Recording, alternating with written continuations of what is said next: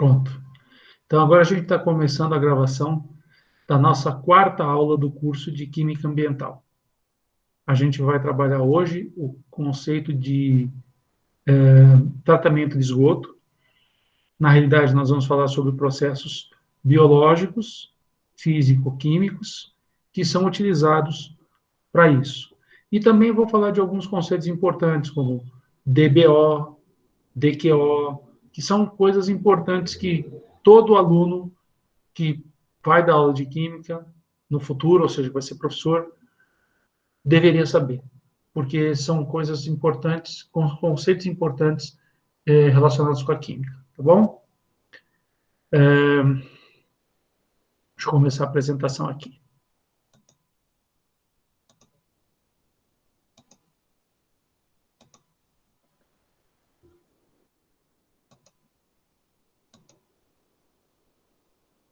Ver se vocês estão conseguindo enxergar. Pronto. Deixa eu ver se eu consigo aumentar um pouquinho.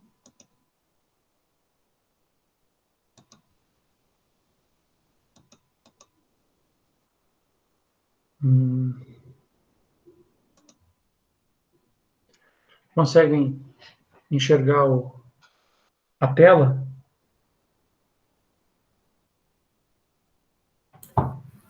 Sim, Ok? sim. Tá bom.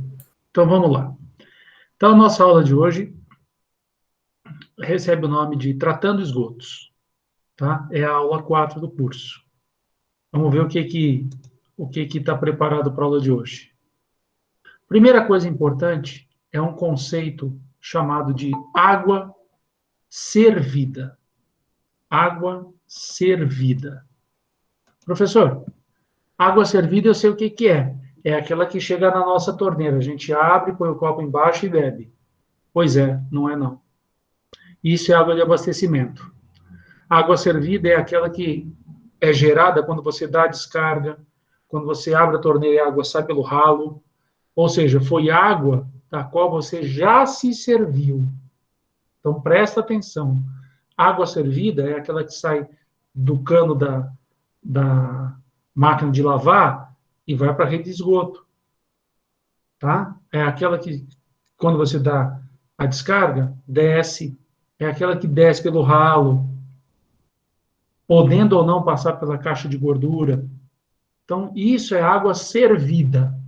A água que você bebe, que você pega da torneira um copo e bebe, aquilo é água tratada, é água de abastecimento. Tá?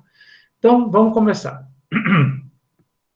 Parcela significativa das águas, depois de usadas em abastecimento e em processos produtivos, retorna suja para os cursos d'água, estando comprometida a sua qualidade e até mesmo para a agricultura. E eu coloco aí até mesmo para a agricultura, porque muitas vezes as pessoas falam assim, eu vou aproveitar a água que sai da torneira, da pia, vou coletar essa água, vou colocar num tanque e depois vou regar as plantas. Dependendo do que você joga na pia, você vai matar as plantas, tá? Então tem que tomar cuidado com isso. Dependendo do grau de poluição, como eu acabei de escrever no segundo parágrafo, ela é imprópria para a vida. Então, mesmo que você retire uma água que você sugere que ela seja boa, você não pode jogar ela em cima das plantas direto e achar que vai estar tudo bem.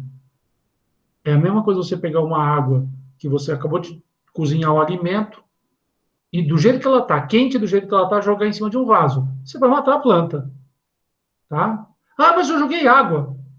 Tem até nutriente que saiu no caldinho. Gente, a água está quente. Então não pode fazer isso. Tá? Existe, por exemplo, algumas águas servidas. Se você jogar direto no rio, você vai causar mortandade de peixe. E existem também alguns compostos voláteis. Voláteis são aqueles que passam facilmente do estado líquido para o estado gasoso, tá? Que podem provocar o cheiro ruim, o sabor acentuado da água e que podem trazer problemas à purificação dessa água. Então, quando você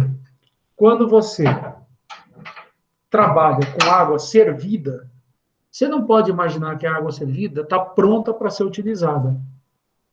É por isso que existem processos de tratamento dessa água antes dela voltar para a natureza. O ideal seria que todos tivessem o seu esgoto tratado, mas nem sempre isso é possível, tá? Aqui alguns dados sobre a falta de água tratada. Detalhe, viu? Água tratada não é água servida. Ah, não? Não. Água tratada é aquela que sai da estação de tratamento de água e chega na sua casa, podendo ou não passar por uma caixa d'água intermediária, tá? Primeiro dado importante: 65% das internações hospitalares de crianças menores que 10 anos podem estar associadas à falta de saneamento básico. Então, esse é um primeiro dado importante. Se você pegar crianças pequenas, por esse Brasil todo, em torno de 65% das crianças, 2/3 das crianças praticamente, podem ter doenças causadas justamente pelo fato de não haver saneamento básico na casa dessas pessoas. Alguém vai falar, mas em São João da Boa Vista, 100% dos lares recebem água tratada e 100% tem rede de esgoto. Se isso for verdade no município, não é a realidade de muitos outros espalhados por esse Brasil.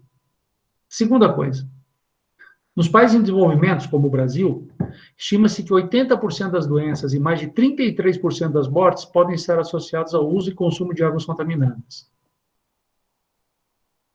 Aí você fala assim, mas ninguém vai se servir de água contaminada. Às vezes, existe uma inconsciência, que a pessoa olha, tem uma bica num determinado local da cidade. Aí a pessoa olha e fala, olha só, a água que sai dela é purinha, é cristalina, e bebe. Ela não sabe de onde está vindo aquela água. Pode ter uma indústria contaminando com cromo aquela água, e ela pode pegar um câncer porque ela resolveu tomar água da bica. Mas é a bica da fazenda do seu João. Dizem que a água lá é milagrosa. Gente, tem que primeiro fazer análise para poder tomar a água. Não pode simplesmente sair tomando. E as doenças mais infrequentes que acontecem nesse tipo de caso são a disenteria, o cólera, hepatite, tifo, verminose. Tudo isso daí pode estar veiculado por meio de águas contaminadas, tá? Eu vi que teve gente que escreveu alguma coisa, eu não consegui ler. Por favor, abre o microfone e fala, porque eu não consigo fazer a leitura do negócio. Pera, deixa eu ver se eu consigo aqui. Luiz Gustavo coloca, milagrosa mesmo, dá até câncer. É um milagre, mas a pessoa acaba ficando com uma doença grave e morre. Dá uma mordidinha básica. Vamos dar uma olhadinha agora no que vem por aí. Espera um pouquinho que eu vou ter que lembrar como é que faz isso aqui. Dados alarmantes. Dados alarmantes. Tá aí. Mais de 3,5 bilhões de pessoas não têm saneamento básico no mundo. Ou seja, metade da população mundial. Ou seja, saneamento básico não é uma coisa que é para todo mundo. Mais de 1,2 bilhões de pessoas não dispõem de água potável. Bebem água que tem. Está com sede? Está passando um riozinho, vai lá, pega e se serve daquela água. Tem uma poça, vai lá, serve. Mas é a mesma poça que bebe o leão, que bebe a girafa. O cara vai lá e pega, corre risco de morrer por ataque de um animal, vai lá, pega aquela água que ele tem que beber. Tá? A cada 15 minutos, a falta de água potável mata mais de 100 pessoas por disenteria. Metade são crianças. Aí você fala, mas a criança, em geral, tem mais cuidado. Não tem, não. Tá aí a foto que eu estou mostrando aí do lado. Essa foto tem uma coisa muito interessante. Mostra um menino maior dando banho no menino menor. Não que essa água tenha sido tirada daqui, mas pode ter sido tirada. Tem um menino do lado lavando roupa com a água que talvez tenha sido tirada daqui, e tem um menino aqui que não dá para perceber direito, mas ele está brincando, é que essa foto é maior.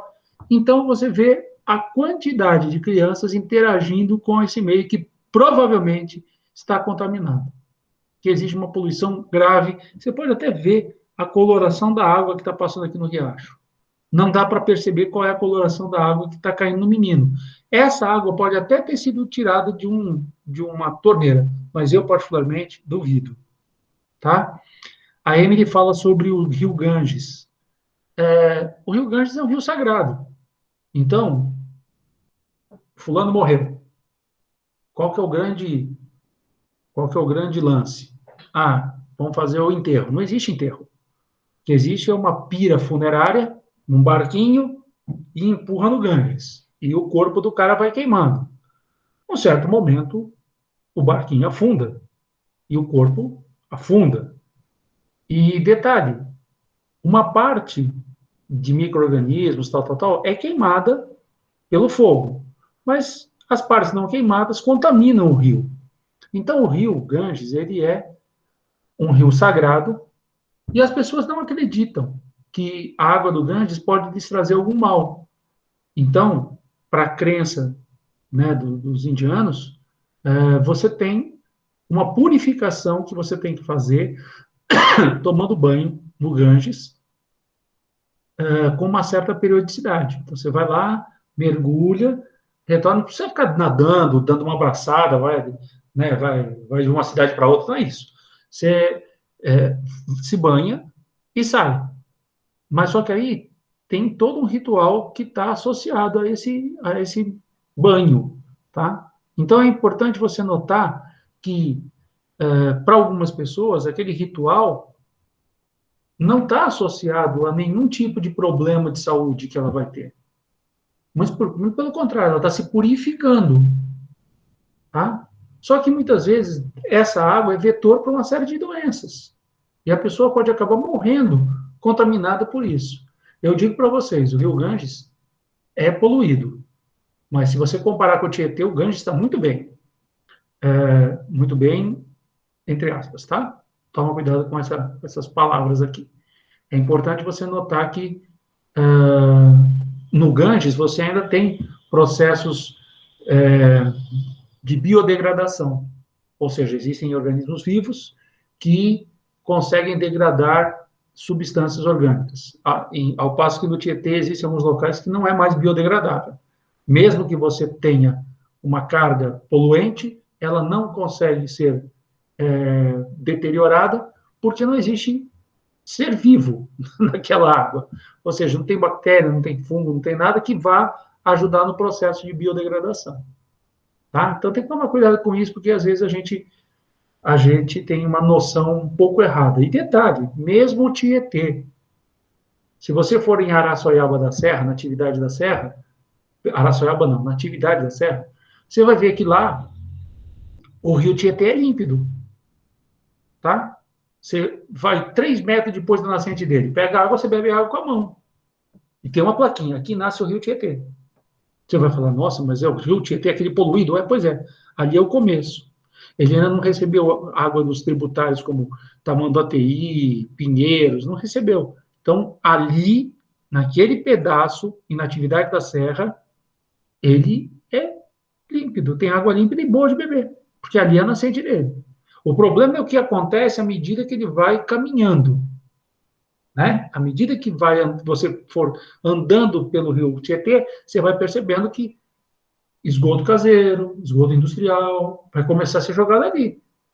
E não só nele, nos rios que chegam nele. E aí o negócio piora bastante.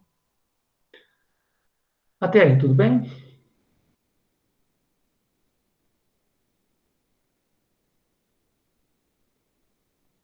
Tudo bem, gente? Pode escrever no chat. Beleza. Bom, vamos em frente então. Vamos para o próximo assunto, que é uma continuação desse, mas que eu estou chamando de próximo assunto. Eu coloquei aqui um título: Mobilize-se. O papel de cada pessoa é importante nesse processo de melhoria da qualidade das águas, a começar por sua própria casa. E eu coloquei aqui dados até 2015, dados até 2015, de como que está o saneamento básico, né, no Brasil. Então, lares, indústrias e campos agricultáveis que fazem uso de água tratada. Dava em torno de 80%, 81% lá perto do ano 2000 e chegando a 83,3% em 2015. Então, o crescimento da distribuição de água, da chamada água de abastecimento, não subiu muito no Brasil nesses últimos 15 anos. Basicamente, teve um aumento de 3%. Ao passo que esgoto teve um aumento de 8%. Só que o problema é o valor absoluto final. É em torno de 50%, ou seja, só metade dos lares no Brasil tem rede de esgoto passando e captando as águas servidas. Lembre-se, água servida é aquela que vai para a rede de esgoto. Água tratada ou de abastecimento é aquela que você bebe. Tá? É importante dar esse toque. Muitas das cidades onde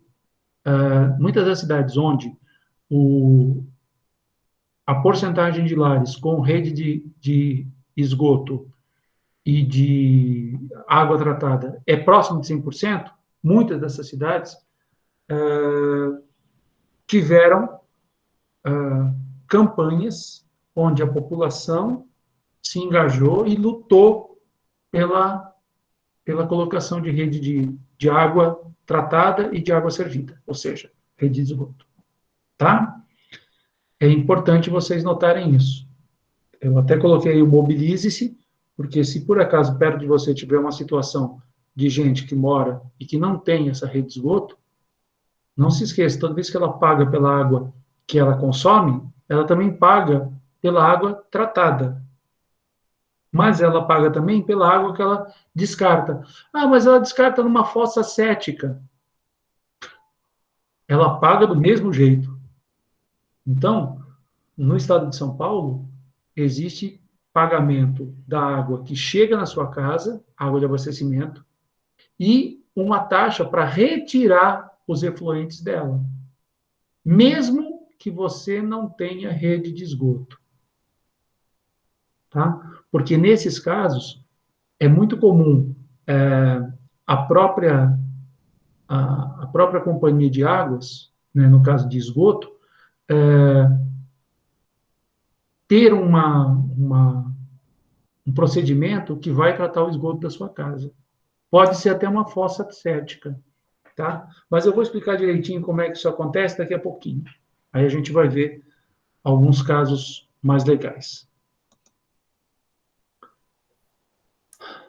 Águas residuais. Antes de atingirem os corpos aquáticos, as águas residuais, ou seja, as águas servidas, devem sofrer algum tipo de purificação. Os tratamentos, os processos de tratamento são divididos em dois grandes grupos. São chamados processos biológicos e processos fisicoquímicos.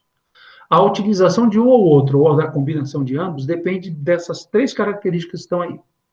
Primeiro, do que é o efluente que vai ser tratado. Então, qual é o efluente? É dejetos provenientes de vaso sanitário. Então, você pode usar biológico ou físico-químico. Se for um local de difícil montagem de sistema de tratamento, muitas vezes você faz a opção por um tratamento local. E muitas vezes, o nível de depuração, ou seja, o nível que você quer atingir de limpeza, não precisa ser profundo. Tá? Você pode fazer um nível médio de depuração. E aí você tem outro tipo de procedimento. Então é importante você saber isso, porque olha só, esse exemplo que eu estou dando aqui é de um tratamento basicamente feito em uma casa que fica numa área rural. Qual é o objetivo principal do sistema de tratamento? Qualquer sistema, pode ser o mais industrial ou o mais caseiro possível. A ideia é simular os fenômenos naturais em condições controladas e otimizadas. E para isso, qual que é a intenção? Vai resultar no quê? Num aumento de velocidade e eficiência da estabilização da matéria orgânica. Isso é muito importante. Você só considera um esgoto tratado quando você consegue estabilizar a matéria orgânica. Algumas pessoas falam quando consegue mineralizar a matéria orgânica. E a gente vai ver o que são esses termos daqui a pouquinho. Olha aqui um caso legal. Você tem aqui um conjunto utilizado em uma área rural.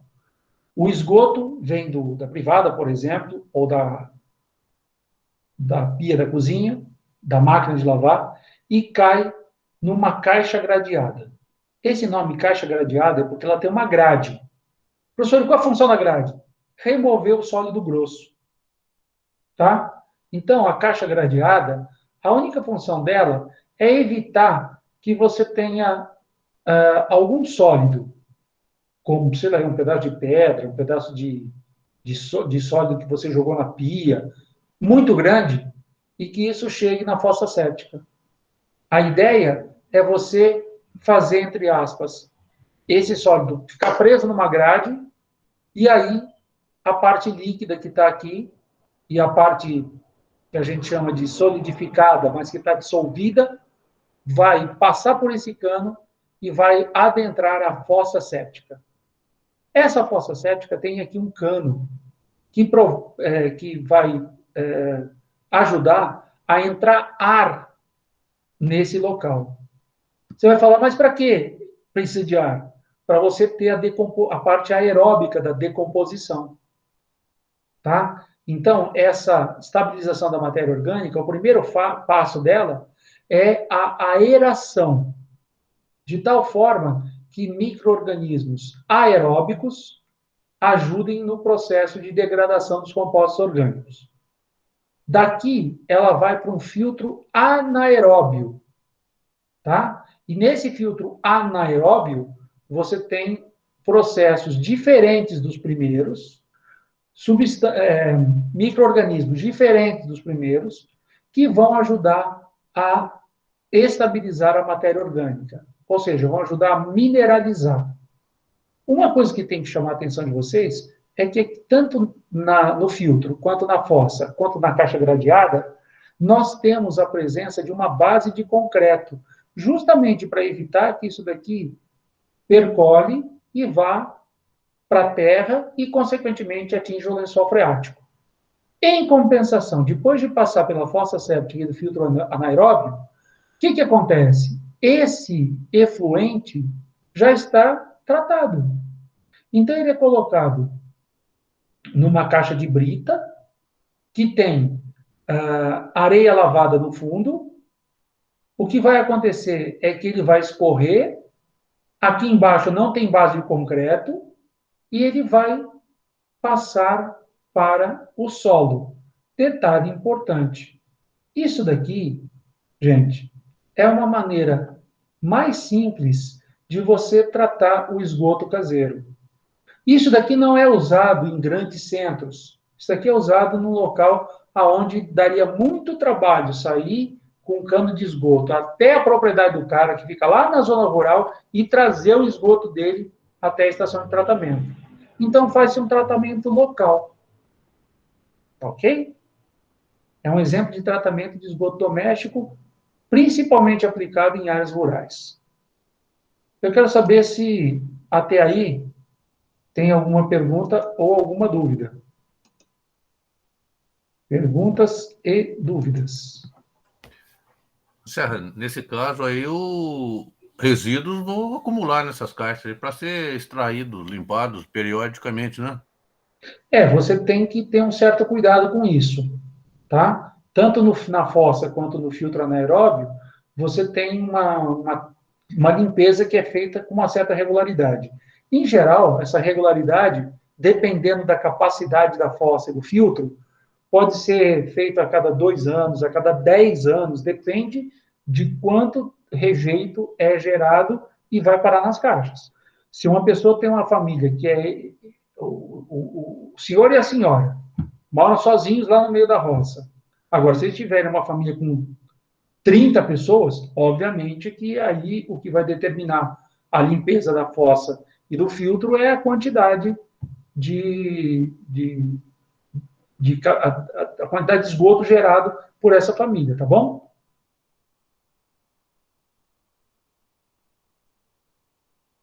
Mais alguma pergunta, mais alguma dúvida? Vamos em frente. Fulviana, o que é eliminado para o meio não possui contaminação de algum tipo?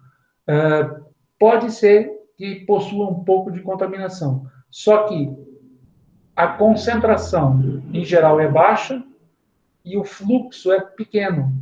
Ou seja, um casal que usa um sistema como esse não consegue gerar 1 milhão de litros de urina por dia. Então, isso daí é feito para casas onde o sistema não vai receber uma quantidade enorme de esgoto, por exemplo. Tá? Então, não se esqueça que, ao passar pela caixa gradeada, ao passar pela fossa séptica, ao entrar no filtro aeróbico e depois ir para o sumidouro, isso não ocorre em um dia.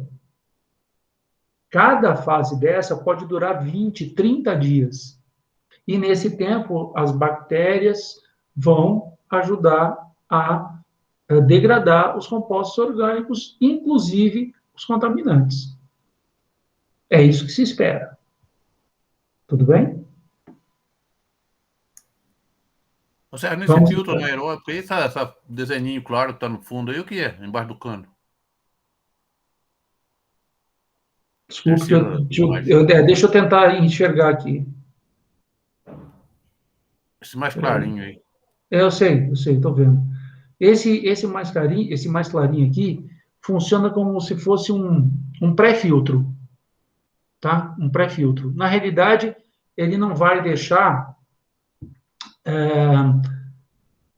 passar por ali qualquer coisa que venha da fossa séptica e que vai entrar no processo anaeróbio sem ter um tempo de residência. Então, aquilo ali é como se fosse como é que eu vou dizer? Um local. Praticamente. É um local onde você tem uma maior troca de substâncias nesse processo anaeróbio, tá? Basicamente é isso. É só para você não imaginar que vai chegar no filtro e já vai passar pelo sumidouro. Não. Aquele processo, você precisa de uma área de contato, então essa região, esse local, ele vai proporcionar esse contato com os micro-organismos que vão ajudar no processo anaeróbio. Basicamente é isso. Tá? Isso também pode estar presente na fossa séptica. Só que na fossa, em geral, como você precisa de organismos que dependem de oxigênio, em geral, o próprio ar entra e já ajuda a oxidar a matéria orgânica.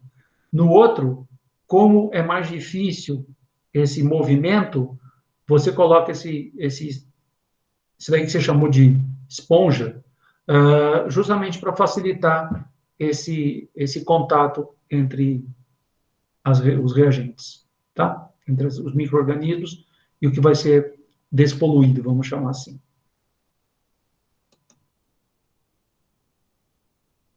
Bom, agora vamos falar do sistema de tratamento 1, que eu falei que existia os biológicos e os fisicoquímicos.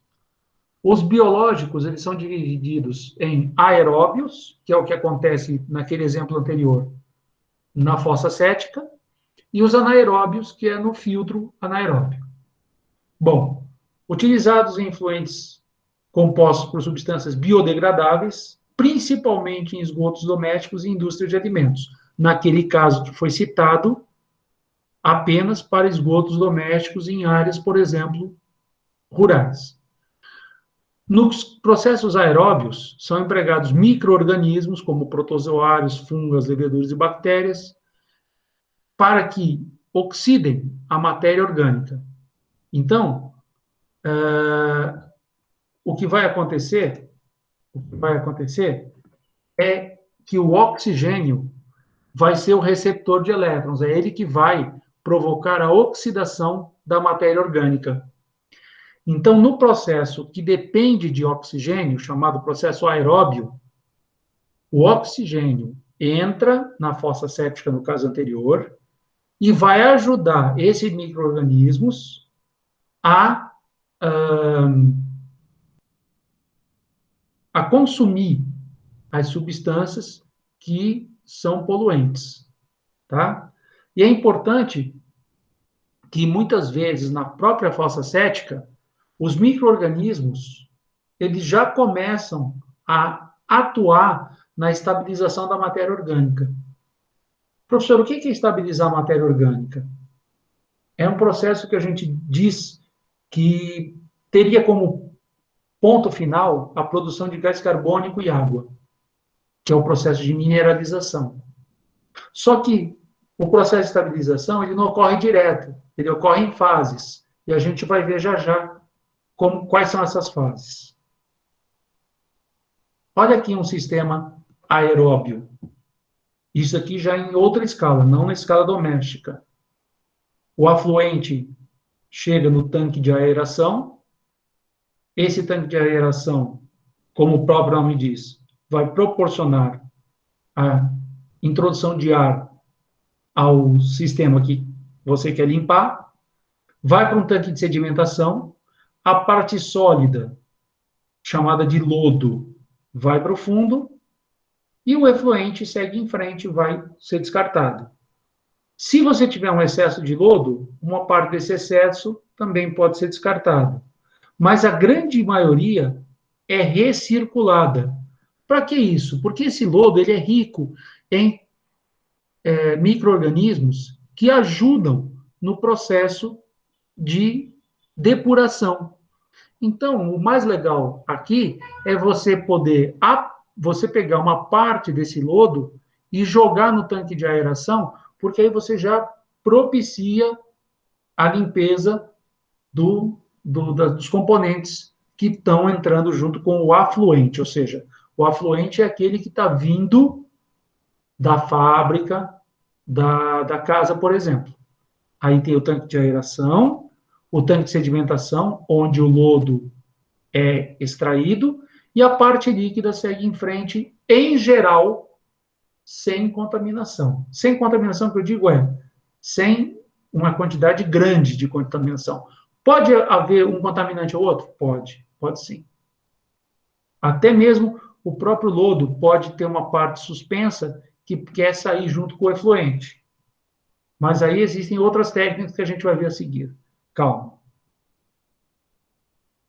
Os processos biológicos anaeróbios, são aqueles que vão aparecer lá no filtro anaeróbio, empregam micro-organismos diferentes dos processos aeróbicos. Por quê? Esses novos micro-organismos vão ajudar a modificar a matéria orgânica, gerando ácidos e metano. Professor, que ácido é esse? Em geral, são ácidos orgânicos de baixo peso molecular. O ácido metanóico, etanóico, propanóico, butanóico. Tá? A gente já vai ver isso. Nos sistemas convencionais anaeróbios, ou seja, aqueles que não funcionam com presença de oxigênio, que são os tanques sépticos, as lagoas, os filtros anaeróbios, o que acontece neles? A ausência de oxigênio, mas a presença de micro-organismos, faz com que, por exemplo, glicose se degrade em metano e gás carbônico. Tá vendo? Uma molécula orgânica gerando duas outras moléculas, e essas moléculas são, no caso, metano e CO2. Em geral, o metano vai ser produzido e já sai na forma de gás, e o gás carbônico no caso, em presença de água, vai formar ácido carbônico. Além de metano e gás carbônico, olha só um ácido aqui, o ácido acético. Em presença no meio ácido, com presença de sulfato, ele gera H2S, água e gás carbônico.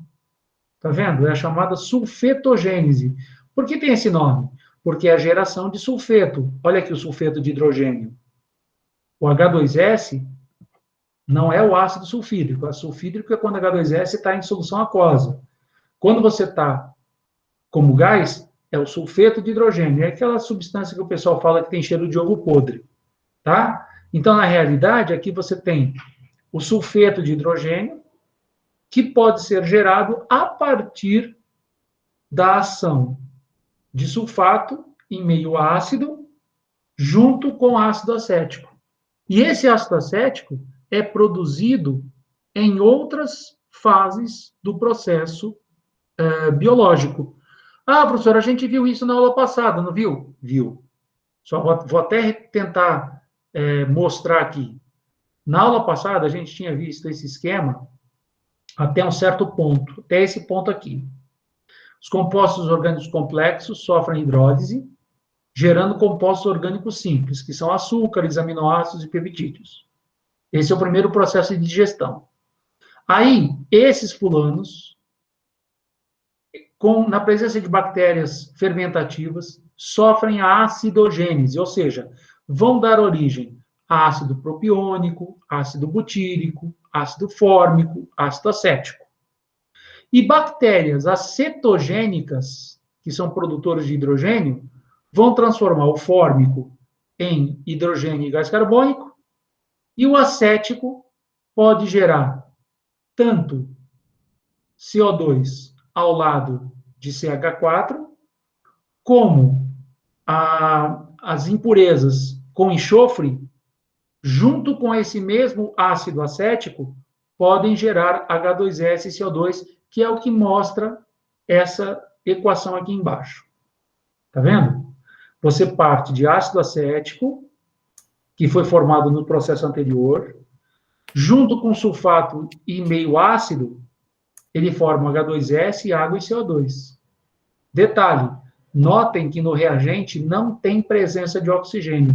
Então, esse é um processo anaeróbio. Tá? Mesma coisa no de cima, onde está a glicose. É um processo anaeróbio. Não tem presença de oxigênio como reagente. O reagente aqui, único, é a glicose. Então, o oxigênio não faz parte do processo. É um processo anaeróbio. Até aí. Perguntas e dúvidas? Vamos lá, gente, por favor. Perguntas e dúvidas. Eu preciso que vocês participem da aula.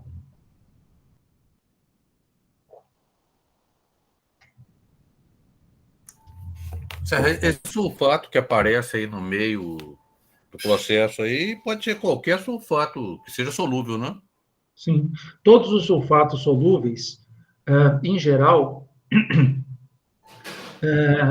são derivados, por exemplo, no caso aí de cima, quando você tem aminoácidos, como, por exemplo, triptofano. Triptofano é um aminoácido que tem enxofre na sua composição, assim como cisteína, né? E aí, o que vai acontecer? Desculpe, cistina. A cistina e o triptofano possuem enxofre. Esse enxofre oxidado dá origem a sulfato. Então, esse SO4 não foi jogado no meio, foi produto da degradação orgânica sofrido por aminoácidos que têm enxofre, por exemplo.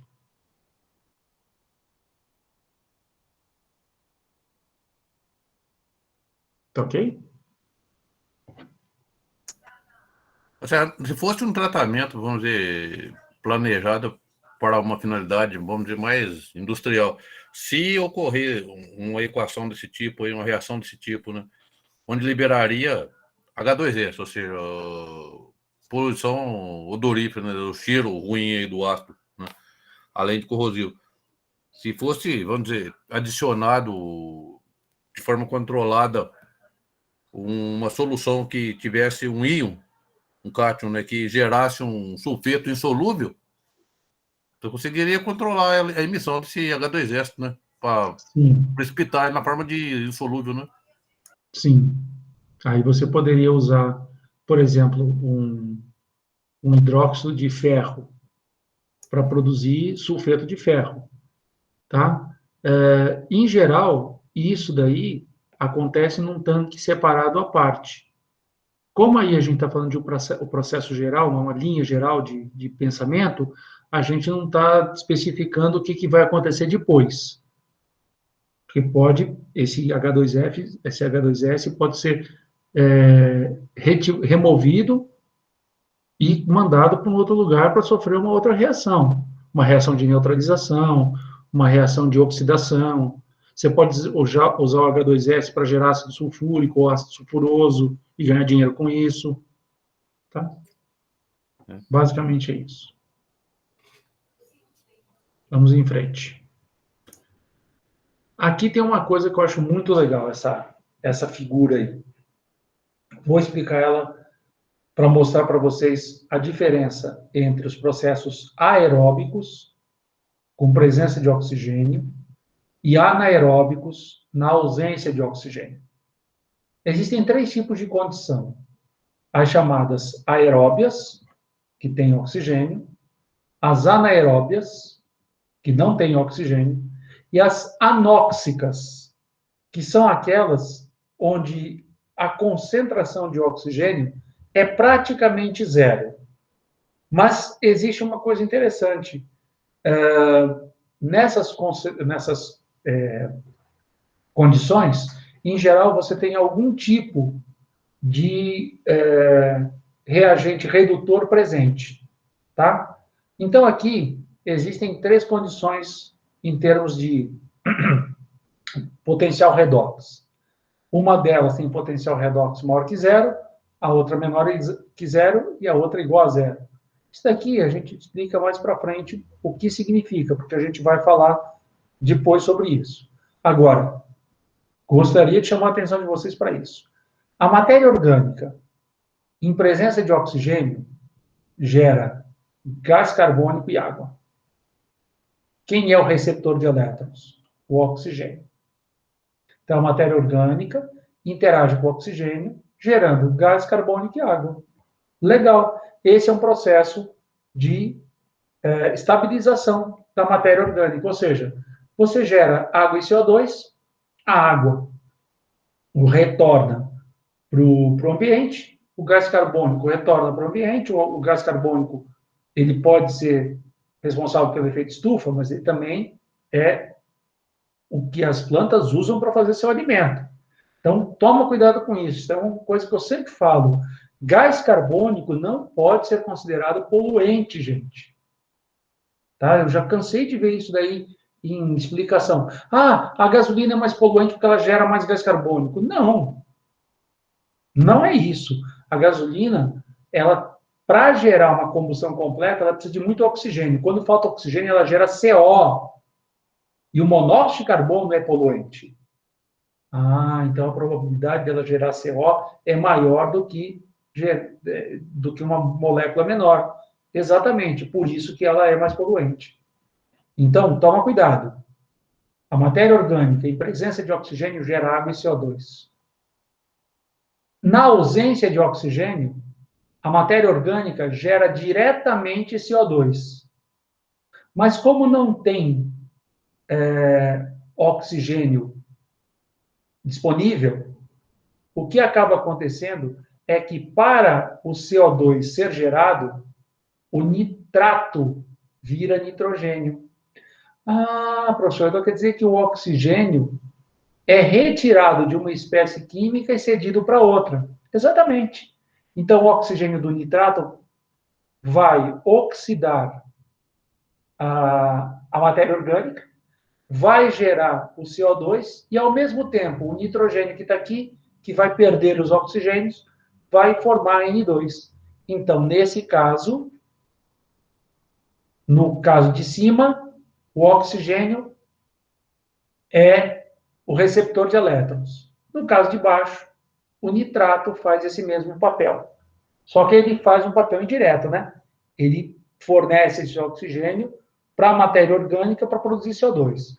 No caso do sulfato, em condições anaeróbias, ocorre coisa parecida. O oxigênio que vai fazer com que a matéria orgânica vire CO2 vem do sulfato.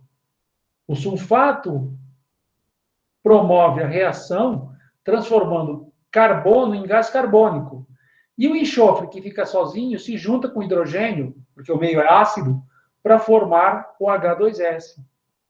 Detalhe importante é que essa matéria orgânica também pode gerar direto gás carbônico, tá? E aí, no caso, esse gás carbônico pode gerar metano, que é um processo chamado de metanogênese. Então, em condições anaeróbias, o que pode acontecer?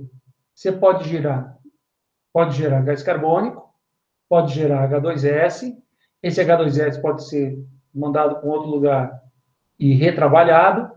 O gás carbônico pode se transformar em metano a partir de outros processos, tá? Que é um processo chamado de metanogênese. Então, notem que é diferente quando você tem a ausência e a presença de oxigênio.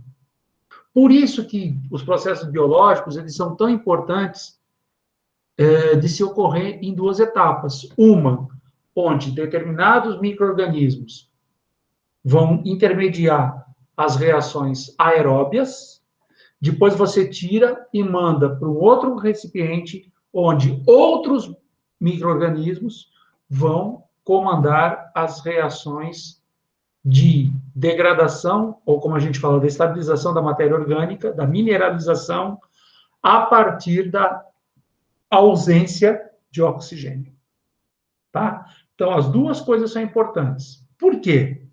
Porque existem micro-organismos aeróbios que conseguem degradar parcialmente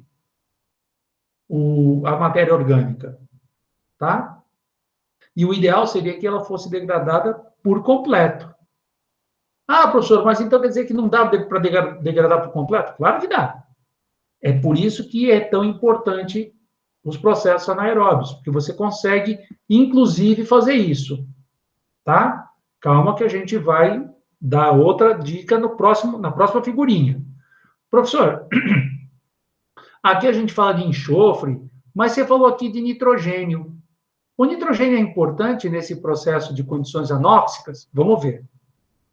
Olha o ciclo do nitrogênio. Eu coloquei aqui entre parênteses NOx, porque esse número que está entre parênteses representa o número de oxidação das espécies químicas, número de oxidação do nitrogênio nas espécies químicas. E aqui você tem uma série de processos. Então, por exemplo, acompanha esse processo cíclico que está pelo lado de fora. De 0 vai para -3. O número de oxidação do nitrogênio no N2 é 0. No NH3 é -3, porque o hidrogênio é +1. Então, de 0 para -3, sofreu uma redução. Existe alguma coisa que está fazendo com que o nitrogênio receba esses hidrogênios. Esse daí é uma redução que é chamada de desassimilatória de nitrato. Nossa, é estranho esses nomes, né? E aí, o que vai acontecer? A gente vai ver já. O N2 se transforma em amônio. A amônia pode gerar um composto orgânico com nitrogênio sem mudar a carga do nitrogênio, tá? Esse processo chama-se assimilação de amônia, quando a amônia começa a fazer parte de uma substância orgânica. Ah, professor, e quais são as funções orgânicas nitrogenadas? Amina, amida, em casos especiais, nitro. Mas o mais importante é você entender, já que vocês são alunos de química, que essa transformação não altera o estado de oxidação do nitrogênio. Só que da mesma forma que a amônia pode gerar compostos orgânicos, os compostos orgânicos podem eliminar amônia, tá? É o processo chamado de amonificação, que é essa flechinha lilás aqui. E aí segue o ciclo da reação de amônia com uma substância básica, pode formar essa molécula aqui, o NH2OH. Aqui, notem que de -3 para -1 ocorreu uma oxidação do nitrogênio. Aqui ocorre uma segunda oxidação do nitrogênio, gerando nitrito. O nitrito pode ser reduzido a NO, o NO reduzido a N2O e o N2O reduzido a oxigênio. Tá vendo? Então, você tem aqui uma parte do ciclo onde você tem uma transformação daqui para cá, onde ocorre uma redução, seguido de daqui para cá, redução, perdão, daqui para cá, redução, seguido de 2 oxidações e de 3 reduções de novo, tá? O mais importante não é você decorar isso, mas é você perceber que, olha o que está escrito aqui do lado, se uma relevante proporção de nitrogênio estiver na forma de nitrito, que é isso que está aqui embaixo, isso pode significar que a matéria orgânica ainda se encontra em processo de estabilização. Ou seja, se você fizer análise do efluente e no efluente tiver uma grande presença de nitrito, significa que você ainda pode deixar mais tempo aquela carga de dejetos em processo de estabilização. Por que isso é importante? Porque se você pegar nitrito e jogar na natureza, o nitrito é uma espécie química que tem um número de oxidação intermediário. Então, ele pode servir tanto como oxidante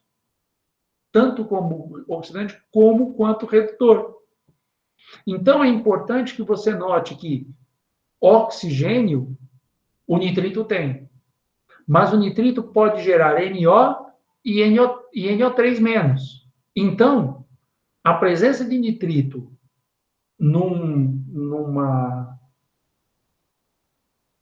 esgoto indica que o processo de estabilização ainda não terminou. Porque se terminar, não vai ter a presença de nitrito. Você vai ter nitrogênio e às vezes um pouco de amônia. Mas para chegar lá, o ciclo tem que andar. Então, como é que o ciclo anda? Você dá um tempo, ou você coloca uma substância que vai ajudar esse ciclo a ir mais rápido, né? Um tipo de um catalisador, ou você vai dar mais tempo para que isso ocorra. Entendeu? Então, gente, vocês têm que começar a perceber que tratamento de esgoto não é uma coisa que se resolve em 3 segundos. Ah, o esgoto chegou, aeróbico, anaeróbico, vai. Não é assim. Você precisa de tempo para resolver isso. Então, a carga de contaminação, de contaminantes, ela vai sofrer esse processo de estabilização à medida que o tempo passar. Tá bom? Isso é muito importante, gente. A maioria de vocês acha que fazer degradação de molécula orgânica é uma coisa simples. Não é. Demora tempo. E precisa de tempo para ocorrer. Por isso que você precisa de diversas etapas, diversas fases. Bioquimicamente, isso pode ser muito lento. Aí você pode acelerar esse processo usando catalisadores. Perguntas e dúvidas, gente?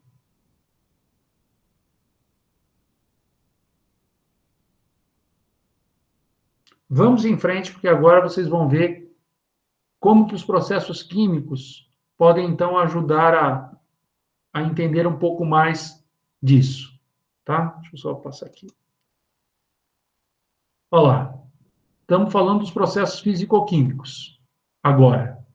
E os processos físico-químicos, eles podem ser muito utilizados no tratamento de esgoto.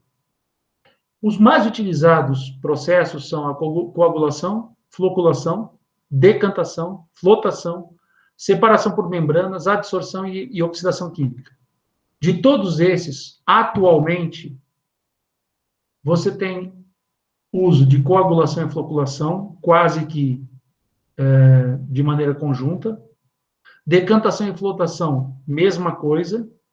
Separação por membranas, eu vou só citar que existe, mas eu vou dar maior atenção à adsorção, principalmente com carvão ativado, e oxidação química. Nas águas residuais, que eu falei, que são aquelas que saem pelo sistema de esgoto da casa de vocês, existem partículas coloidais, que são partículas de dimensões pequenas e que podem permanecer em suspensão no líquido por um período de tempo extremamente longo. Professor, mas para tratar o esgoto não é preciso fazer com que esse processo de estabilização ocorra? Sim, mas só tem um jeito de você fazer isso, é você juntar, conseguir, entre aspas, coagular, sedimentar as moléculas, ou seja, atrair as moléculas, para poder atuar de uma forma rápida. Essas partículas, elas em geral têm uma carga residual negativa na superfície. E aí, se eu tenho uma partícula negativa perto de outra negativa, elas sofrem repulsão e continuam em suspensão. Ah, professor, então quer dizer que quando você tem, por exemplo, um líquido que contém uma série de partículas em suspensão, você olha, você vê as partículas em suspensão, você acha assim, eu vou dar um tempo que elas vão sedimentar espontaneamente. E isso não ocorre, porque as partículas, como têm carga igual, ambas carga negativa, ocorre repulsão. Então, nunca dá para juntar. E aí, o lance é como é que você vai fazer para separar essas partículas do líquido. Ou seja, como é que você vai fazer para purificar o líquido? Aí, como separá-las? É como separá-las do líquido, tá? Aqui está o primeiro processo, chamado de coagulação. Esse processo é muito interessante porque usa sais de ferro 2 e de alumínio. E ele é um processo que ocorre em duas fases. Primeiro, um processo químico, na qual as moléculas do agente coagulante sofrem hidrólise. Ou seja, a água quebra as moléculas dos sais de ferro e de alumínio. Ou seja, gera ferro 3 e alumínio. Essas partículas têm carga positiva. E elas vão atrair as partículas que estão soltas no líquido. Porque a partícula é negativa e esses cátions são positivos e vão atraindo. Então, por isso que o sal de ferro 3 e de alumínio são os mais utilizados, porque são íons pequenos e com carga bastante grande. Então, eles vão atraindo as partículas e as partículas vão se juntando. A partir do momento que elas formam um coágulo, a ideia é esse conjunto ganha peso e sedimenta, vai para o fundo. Tá? É importante dizer que esse processo de coagulação, ele pode demorar desde 0,1 segundo, ou seja, rapidinho, mas pode demorar 100 segundos, ou seja, algo em torno de 3 minutos. Desculpe. Algo em torno de 2 minutos. Tá? Então, são processos, esse processo de coagulação é um processo em que você coloca cargas positivas, na realidade elas são geradas pela hidrólise dos sais de ferro e de alumínio. Esses íons ferro e alumínio atraem as partículas que têm carga negativa e elas formam um coágulo, tá? Que é uma partícula um pouco maior, mas menos solúvel.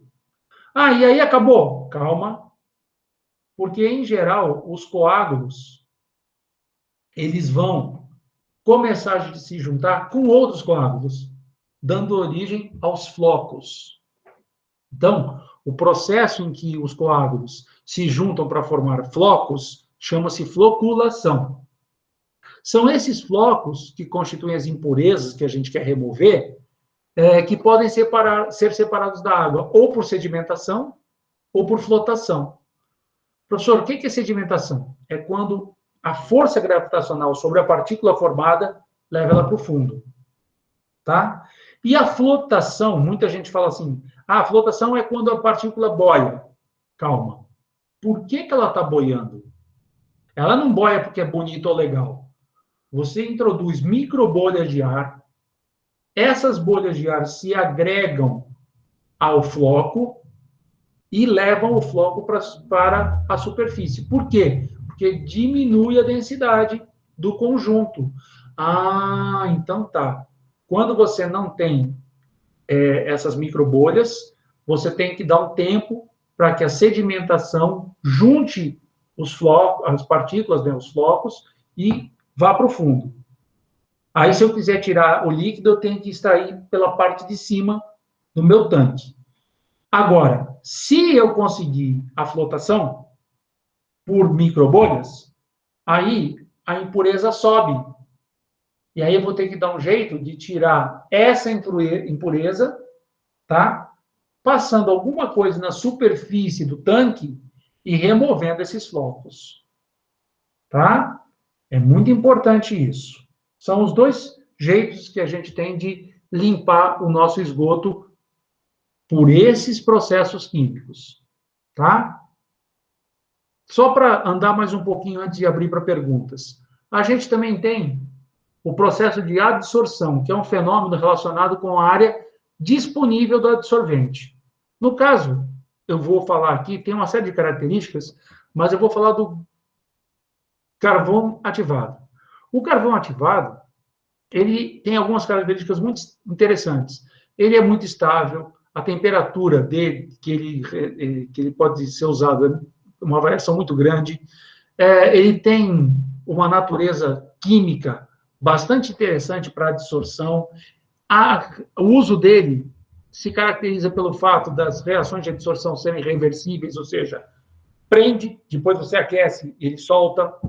Então, tem uma série de características boas associadas ao carvão ativado. A gente vai ver outras um pouquinho mais para frente. Mas o mais legal é você imaginar que, se a água está com um cheiro forte, com gosto, você passa num filtro de carvão ativado, você consegue limpar a água. Eu me lembro uma vez um experimento que eu fiz com a Fernanda, né? Naquele laboratório interdisciplinar de biologia e química. A gente pegava um suco de uva, daqueles pozinho horrível, né? E dissolvia na água. Aí depois a gente pegava carvão ativado, colocava dentro da mistura, chacoalhava e filtrava. Quando passava pelo filtro, em alguns casos, você falava, ué, mas a água está limpa. Você colocava o cheiro, você queria sentir o cheiro, e você não sentia o cheiro mais do suco de uva. E a cor da água era incolor. Você fala, nossa, mas só porque eu peguei o suco de uva e passei por esse carvão ativado? Exatamente. Só pelo fato de você ter passado pelo carvão ativado, o carvão ativado, ele tem uma grande área de adsorção e ele retém, pelo lado externo da partícula do carvão ativado, aquelas substâncias que são coaguladas, entre aspas, e aquelas que interagem com a superfície do carvão ativado e grudam ali. E essas substâncias dão cor ao suco de uva, aquela cor roxa, e dão gosto ao suco de uva. O carvão ativado é capaz de tirar não só as que dão cor, como as que dão gosto e até mesmo as que dão cheiro. Quem se lembra daquele experimento que a gente realizou alguns anos atrás, ali teve gente que depois que fez o procedimento, não conseguia sentir na água nem o cheiro residual da uva. Detalhe importante, esse foi um exemplo que a gente fez no laboratório do IFE. Mas, em grandes plantas industriais, você pode usar o carvão ativado para remover radionuclídeo, ou seja, átomos que emitem radiação, metais pesados, espécies apolares e espécies que provocam cor e sabor à água de abastecimento.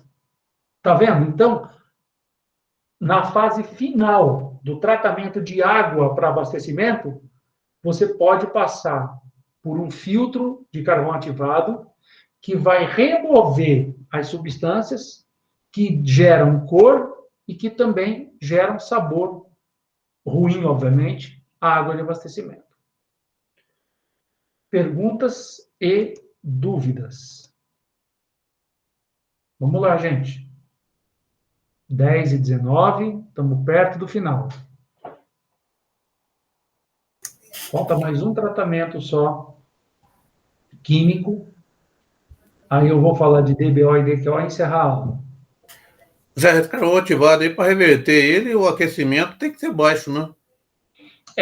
O carvão, primeira coisa, você não pode aquecer em presença de oxigênio, senão você vai tocar fogo nele, tá? Você tem que fazer o aquecimento dele, se for para liberar substâncias voláteis, você tem que fazer num lugar onde tem ausência de oxigênio, tá? Se tiver oxigênio, vai pegar fogo. Então, você tem esse processo que funciona desse jeito. Você faz um aquecimento bem suave, na ausência de oxigênio. Mesmo que você precise aumentar um pouco a temperatura, a falta de oxigênio vai fazer com que esse carbono não pegue fogo.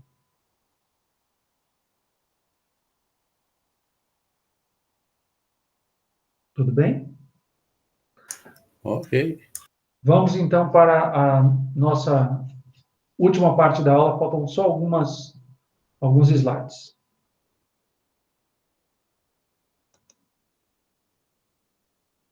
Outros adsorventes naturais têm sido testados ao longo desses anos. Plantas, raízes, bagaço de cana, cabelo, cinzas, tem um monte de exemplo.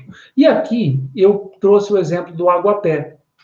Tá? Aqui tem uma foto onde você tem, inclusive, um aguapé que floresceu, e aqui você tem uma grande rede de raízes de aguapé. A ideia é você usar esse aguapé como filtro. Esse filtro é capaz, esse filtro entre aspas, na realidade é uma superfície de adsorção que tem na raiz, que absorve principalmente fenol e metais. Então, quando você tem uma água contaminada com metais pesados, a presença do aguapé, o aguapé em si, a raiz dele, vai funcionar como um adsorvente tanto de fenóis quanto de metais. Bom, qual é o grande problema? O grande problema é que você tem que fazer a renovação periódica dessa planta, ou seja, você tem que tirar aquelas que já absorveram o material e colocar novas. Isso daí, em geral, leva a um processo de morte da planta, então, isso daí atrai mosquitos. E o problema maior é que essa planta, depois de absorver o fenol, os metais, em geral, elas precisam ser descartadas. E aí, se você jogar isso daí num tanque com água, vai contaminar a água. Então, você tem que incinerar as plantas. E aí está o grande problema, porque a incineração não é uma coisa barata. Tá? Outro processo interessantíssimo é a oxidação química. Tá? Nesse processo, os elétrons são removidos, tá? Ou seja, a substância sofre oxidação. Tá? Processo pelo qual os elétrons são removidos de uma substância. Ou seja, aumento de número de oxidação. Olha só, quais são os agentes de oxidação mais utilizados? O cloro, o ozônio, o hipoclorito. Às vezes pode-se usar permanganato, peróxido de hidrogênio e o chamado íon ferrato. Já vou dizendo para vocês. Todos esses têm vantagens e desvantagens. Então, o processo que é mais utilizado atualmente é o processo de cloração da água. Só que o hipoclorito, o ozônio, o permanganato e o peróxido de hidrogênio têm algumas características que são muito interessantes. Tem até uma tabela no artigo que eu mandei para vocês, no texto que eu mandei para vocês, que é essa tabela aqui. Aqui está escrito assim, oxigênio reativo equivalente. Professor, como é que surge esse oxigênio aqui? Esse oxigênio é o que antigamente a gente chamava de oxigênio atômico. O que é o oxigênio atômico? É um átomo de oxigênio que surge no meio reacional. E de onde que ele vem? Vem dos processos de oxidação. Se você olhar a primeira equação, de onde que esse oxigênio surge? Da interação de cloro com água, que forma cloreto e libera os íons H+, além do O. Dá uma olhada no número que está na frente do O, 1. Dá uma olhada na frente do cloro, 1. Então é 1 para 1, ou seja, 1 mol de oxigênio por mol de cloro. Só que em termos de mol de oxigênio por quilo de cloro, é 1 mol de oxigênio para 14,1 quilos de cloro. Ou seja, o cloro, ele pode funcionar bem. Tá? Só que para fazer com que apareça 1 mol de oxigênio, eu preciso de 14 quilos de cloro. Você vai falar, nossa, mas é uma quantidade grande, né, professor? Sim. Então, por isso que o cloro talvez não seja atualmente o mais utilizado. Dá uma olhada só no hipoclorito. Também é 1 para 1. Tá vendo? É 1 mol de O para 1 mol de hipoclorito. Só que a relação já aumenta. São 19 quilos de oxigênio produzidos são 19 mols de oxigênio necessários, produzidos por cada quilo de oxidante. Agora, dá uma olhada nessa terceira. Nessa terceira, você tem a reação do dióxido de cloro com água. A proporção é 2,5, porque 5 dividido por 2 dá 2,5. Só que olha a quantidade de mols de oxigênio produzidos por quilo de oxidante. 37. Você vai falar, opa, então esse fulano aqui, o ClO2, eu posso usar como gerador de oxigênio, ou seja, gerador do receptor de elétrons. Tá vendo? Ozônio se quebra em oxigênio e oxigênio atômico, a proporção é de 1 para 1, e você tem 20,8 mols de oxigênio por quilo de oxidante. Então, se vocês olharem aqui, existem uma série de vantagens associadas a cada um desses oxidantes aqui. Aí você vai falar, mas e por que é importante gerar o oxigênio? Porque o oxigênio vai funcionar como receptor de elétrons e vai ajudar na degradação da matéria orgânica. Ou seja, vai estabilizar a matéria orgânica. Continuando. Olha o que está escrito aqui. Uma das principais vantagens da oxidação química é a ausência de subprodutos sólidos, ou seja, toda vez que você faz uma oxidação química, seja ela qual for, aqui desse lado dos produtos não existe produção de sólido. Cloreto é meio aquoso, H+, aquoso, cloreto e H+, aquoso, cloreto e H+, aquoso, oxigênio gasoso, água líquida, tá vendo? Não tem produção quase de compostos insolúveis. Mesmo o ferrato, que gera o óxido de ferro, esse óxido de ferro, ele pode ser, primeiro, removido por filtração, e segundo, ele pode ser transformado em íons, tá? Se você colocar aqui, por exemplo, um meio ácido. Agora, o mais legal é que, além do lodo não existir, os produtos finais de qualquer oxidação química de matéria orgânica são apenas gás carbônico e água. Ou seja, no final, você está mineralizando completamente o composto orgânico. Ou seja, você está transformando em coisas que podem ser reaproveitadas na natureza, que é o gás carbônico e a água. A água indo para os cursos d'água e o gás carbônico ajudando a fornecer, a produzir a matéria orgânica nova pelo processo de fotossíntese das plantas. Tá? É importante isso. Quando a conversão de espécies químicas originais para subprodutos de toxicidade reduzida, quando ocorre essa conversão, a gente diz que o processo é de oxidação parcial. Tá? Ou seja, você tem moléculas orgânicas muito grandes. Dessas moléculas, você faz um processo de oxidação parcial e chega em moléculas orgânicas pequenas. E dessas moléculas orgânicas pequenas, você tem que chegar em água e CO2. Tá? Esse processo de formação de água e CO2 é o que caracteriza a distribuição completa das espécies orgânicas. Tá? Então, espécie orgânica no meio ambiente não é uma coisa boa. A matéria orgânica ela tem que estar no lugar certo na hora certa. Você não pode ter matéria orgânica espalhada pela natureza. Para terminar, como é que a gente sabe que a água está dentro de um determinado padrão de qualidade? Medindo os principais fatores, que são cor, turbidez, temperatura, presença de cloretos, DBO, amônia, coliformes fecais totais. Tudo isso são índices, fazem parte do chamado índice de qualidade da água.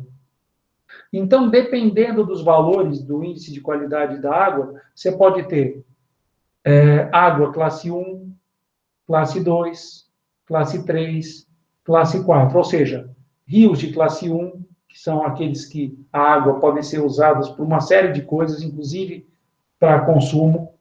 Rio de classe 2, que é aquele que você não pode o consumo, mas pode usar água em alguns processos que não envolvem organismos vivos.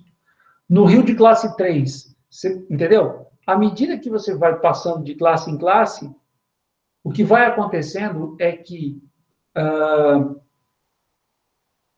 os padrões de qualidade têm que ser respeitados. Você não pode, por exemplo, pegar um efluente de classe 4 e jogar num rio de classe 2.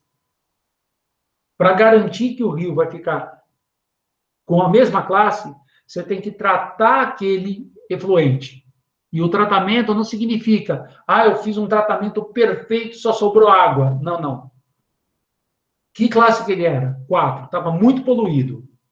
Você conseguiu chegar na classe 2. E o rio que está lá embaixo é classe 2. Pode jogar. Mas a classe 2 ainda tem coliforme fecal, né, na proporção de 5, coliforme fecal total, 5.000 coliformes por 100 mililitros. Gente, se o teu esgoto foi tratado e você conseguiu o padrão do curso d'água que está lá embaixo, tá? O padrão de qualidade, você pode tranquilamente mandar a carga de esgoto para o rio. O que você não pode fazer é pegar um rio de classe 2 e jogar esgoto de classe 4. Se você tiver um rio de classe 4 e você quiser jogar em cima dele um esgoto de classe 1, é até melhor para o rio, né? Só que pensa nisso. Você está aproveitando, você está fazendo um processo de depuração do esgoto, está deixando ele absurdamente bom e vai jogar num rio que está muito poluído. Vale até a pena você utilizar essa água como água de reuso. Você pode usar essa água para uma série de outras coisas. Você não precisa jogar no rio. Tá? E isso daí, atualmente, é uma das coisas que faz com que estações de tratamento de esgoto ganhem dinheiro. Fornecendo água de reuso para indústrias, para agricultura.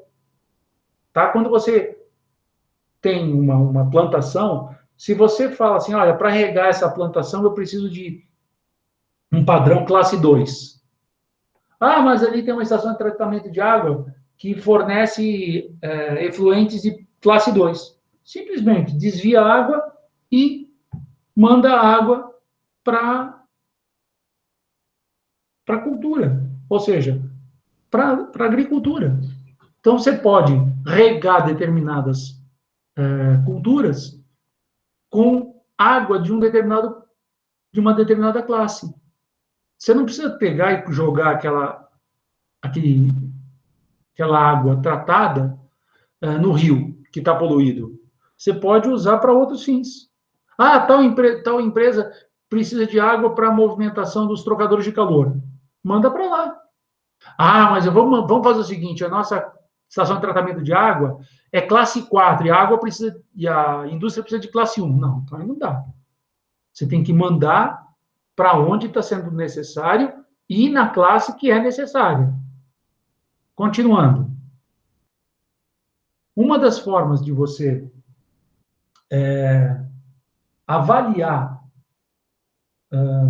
se o processo está bom ou não está bom, processo de depuração orgânica, é você fazendo esses dois testes.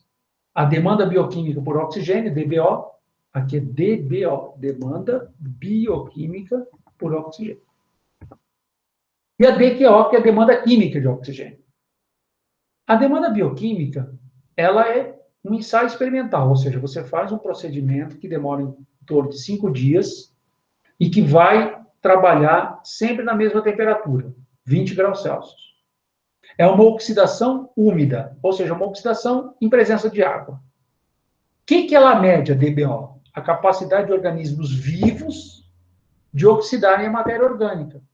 Então, tem organismos vivos que vão biodegradar a matéria orgânica. Quem faz isso, esse valor é a chamada demanda bioquímica por oxigênio. Ô, professor, e a demanda química? Aí já é um processo químico em que um parâmetro analítico ele é usado para que você faça uma inferência do consumo máximo de oxigênio necessário à degradação da matéria orgânica. Seja ela biodegradável ou não, de um influente após a sua oxidação em condições específicas. Ou seja, você vai colocar uma substância que libere oxigênio e você vai ver o que acontece com o material após essa reação. Só para ficar mais claro, a DBO é uma informação importante. O teste de DBO fornece uma ideia sobre qual é a fração de compostos biodegradáveis presentes ao efluente. E por quê? Porque se for biodegradável e tiver a presença do bio, ou seja, do organismo vivo, esse composto será degradável. Tá ok? Ou seja, você vai ter a estabilização da matéria orgânica. É importante dizer que a DBO, ela estima o grau de depleção de oxigênio, ou seja, de gasto de oxigênio em um corpo de água e em condições aeróbias. Ela é utilizada para avaliação e controle de poluição e da capacidade de purificação dos corpos receptores. Ou seja, com a DBO, você é capaz de dizer, olha, tal rio está poluído. Ou, se a gente conseguir melhorar tal coisa, tal fator, a gente consegue salvar aquele rio. Então, é importante dizer que esse processo é um processo cujo procedimento, cujas partes, é um ensaio que dura 5 dias e que você sempre mantém a temperatura de 20 graus Celsius para você poder padronizar o teste. Feito isso, a DBO é alta. Opa, se a demanda bioquímica é alta, significa que existem muitos compostos biodegradáveis presentes no efluente. Tá? E aí tem um problema. Muitas vezes o composto biodegradável está associado à poluição. Agora, e a DQO? A DQO já é diferente. Você usa um oxidante forte, que em geral é dicromato, em meio muito ácido e em temperatura elevada. Ou seja, você faz tudo para que a reação ocorra rapidinho. Se você tiver um alto valor de DQO, ou seja, se você está percebendo que a matéria orgânica está consumindo muito oxigênio, você fala, opa, tem muita poluição. Tem muita matéria orgânica aí. E esse teste, ele é muito rápido, muito rápido. Em geral, esse DQO é o teste que se faz na saída da estação de tratamento de esgoto. Ou seja, antes de você jogar o esgoto tratado no rio, faz um teste de DQO. Se o DQO estiver muito alto, significa que a estação de tratamento de efluente está funcionando direito. Você tem que ver em que parte, em que ponto do processo o negócio está errado. E, em geral, enquanto uma demora 5 dias, a outra demora 3. E por que o tempo é menor? Porque a temperatura é elevada, ou seja, o aumento da temperatura favorece as reações. Você tem um meio fortemente ácido e usa um oxidante forte. Ou seja, você tem todas as condições para acelerar o processo. O processo de demanda bioquímica é um processo natural e lento, mas ele dá informações diferentes da DQO. Tá? A DQO é para uma avaliação rápida, para você saber se o processo de depuração está funcionando direitinho ou não. E agora, o slide final. Todas as alternativas de esgoto apresentam vantagens e desvantagens. Você vai falar, ué, mas esse slide é igual ao anterior. Não é. Eles são muito parecidos. Eles chamam atenção para uma mesma coisa. Se todas as alternativas apresentam vantagens e desvantagens, é uma boa justificativa para se repensar as políticas públicas de tratamento de água residual. Ou seja, para que você vai fazer um tratamento se você pode atuar de outra maneira? Que maneira que eu estou falando? Mudança nos padrões de consumo e na quantidade de reagentes produzidos. Principalmente na quantidade de reagentes produzidos. Ou seja, olha o que está escrito em vermelho. Será necessário gerar determinado volume e tipo de efluente para que depois o mesmo seja tratado? Ou seja, será que uma indústria tem que gerar uma grande quantidade de poluente e depois gastar um dinheirão para neutralizar esse poluente? Para tratar esse poluente? Você vai falar assim, dá um exemplo aí de uma firma que gera poluente. Eu vou dar um exemplo bastante difícil, talvez, de entender nesse momento, mas que é muito, muito, muito, muito interessante. Há muitos anos, uma empresa, Shiso Corporation, na Baía de Minamata, usava o metilmercúrio como catalisador numa determinada reação química. Esse metilmercúrio era jogado no oceano, entrava na cadeia alimentar de moluscos, as pessoas comiam, e depois de um certo tempo, as pessoas começavam a ter tremor nas mãos, doenças neurológicas terríveis, e os caras não sabiam por que estava acontecendo aquilo.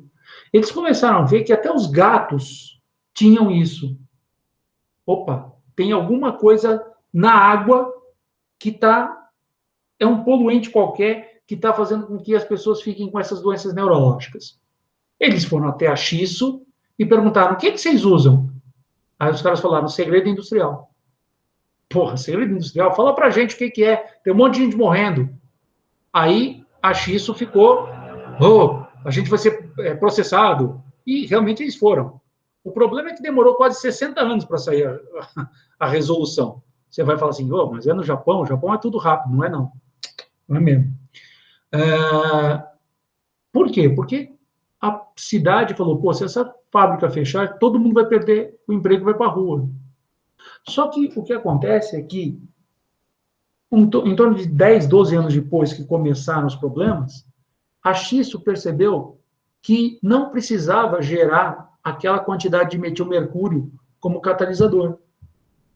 Ela podia usar outro método químico para fazer a mesma reação. E aí foi o que eles fizeram.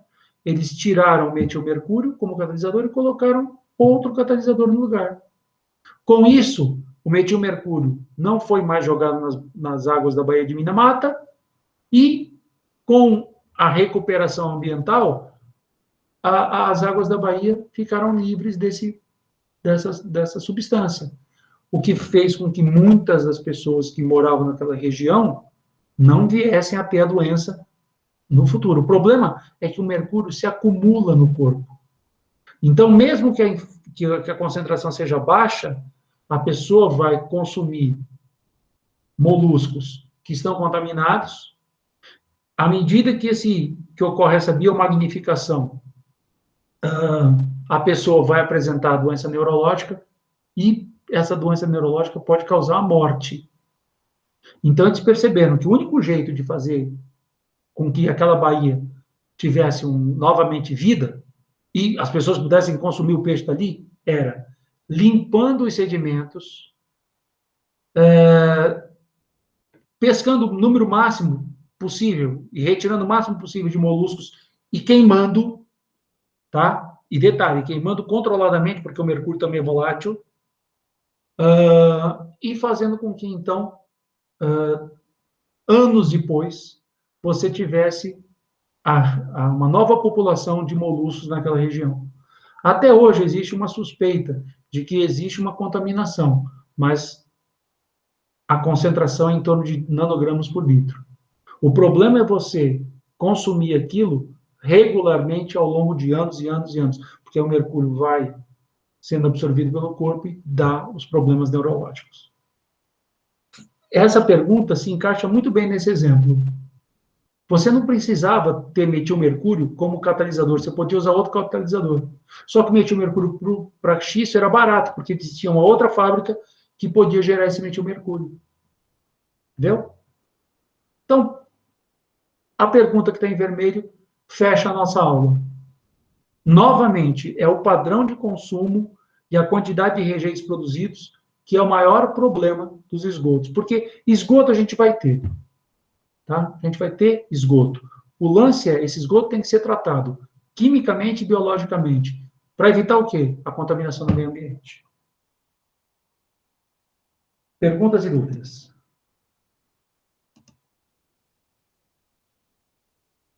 Perguntas e dúvidas?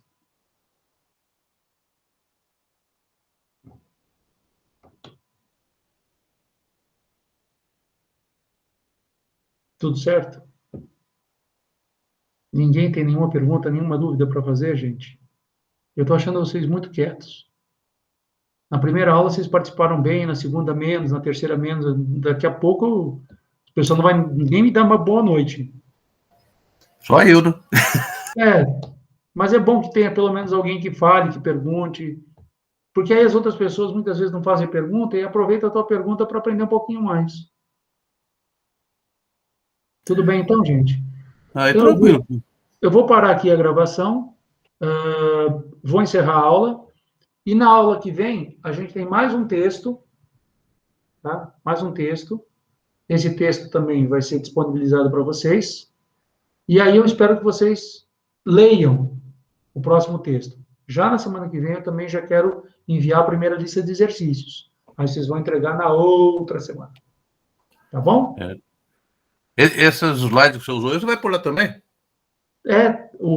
A aula gravada vai para lá. Eu estou sempre postando a aula gravada.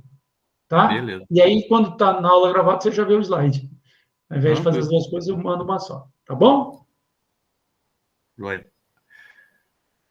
Obrigado, gente. Valeu. Boa noite. Um bom descanso para vocês. Vou ter que interromper o compartilhamento aqui. E por hoje é só. Obrigado. Bom fim de semana.